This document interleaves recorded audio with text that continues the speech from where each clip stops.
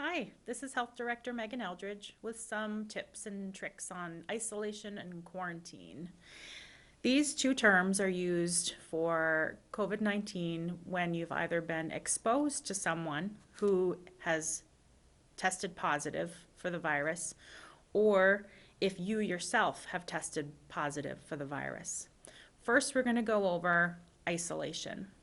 This means you have been confirmed as having COVID-19, either by a doctor or a test based off of your symptoms or based off of a test. If you are confirmed as having COVID-19, you will be told to isolate. And what that means is that you have to separate yourself from others within your own household and throughout the community. You should stay home and only leave your house for medical needs. You should contact a friend or a family member or even the town if you have needs like groceries or medication. We have services that can help you get those resources to your door so you don't have to leave your house. Isolation is based off of how long you've had your symptoms. If you have symptoms, you need to be at least 24 hours after your symptoms have resolved, plus an improvement in your system, in your symptoms, no fever reducing medicine, and it's been at least 10 days since your symptoms first appeared. So usually you have a 10-day isolation period. It can be extended if your symptoms continue or persist for more than a day or two. If you are told to isolate, you will be contacted by a contact tracer, and that person can be from the town health department, it can be from the Visiting Nurses Association, or we also use a group called Community Tracing Collaborative, and they will give you a phone call, leave you a voicemail if you don't answer, and you can call them back and give them some details, and you can ask them questions about when you are able to be free from isolation. The more tricky one is quarantine. There are far more people who are told to quarantine than we tell to isolate. When you are in contact with someone who's positive, you are told to quarantine because you may have contracted the virus. And you might not show symptoms or show being sick for a period of up to 14 days after you've been near that person.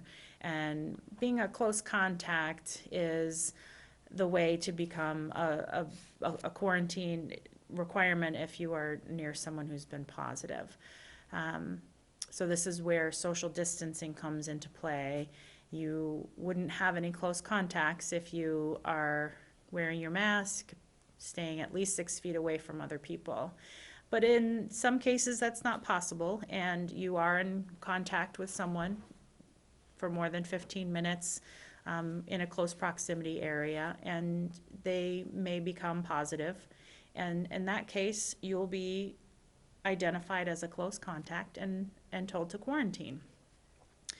Quarantining is similar to isolation, except that you may be living in the same house with someone, you may be sharing a bathroom with someone, and you're not exhibiting any symptoms. So you're in quarantine. During quarantine, it's important, again, not to leave your home unless you need to get to a medical appointment. And again, we do have resources if you need help getting groceries or medication. You should continue to wear your mask if you are in quarantine and you are sharing a space with other people. And it's very important not to have visitors in your home, and this goes for both isolation and quarantine. You shouldn't have others in your home if you are experiencing symptoms, have been tested positive, or have been told to quarantine. There are some ways to test out of that 14-day quarantine period. These criteria are based off of testing. If you don't have any symptoms and you continue to not have any symptoms for 7 days, you are able to get yourself out of quarantine if you get a test on day 5 or later. So if you are told to quarantine and you wait 5 days with no symptoms, you get a test. Usually it takes about a day or 2 to get those test results back.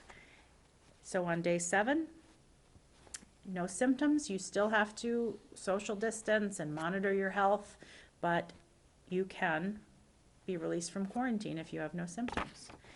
Then there's the 10-day strict quarantine, which is the option most used. And this is where the person has had no symptoms and conducts active monitoring up to 14 days.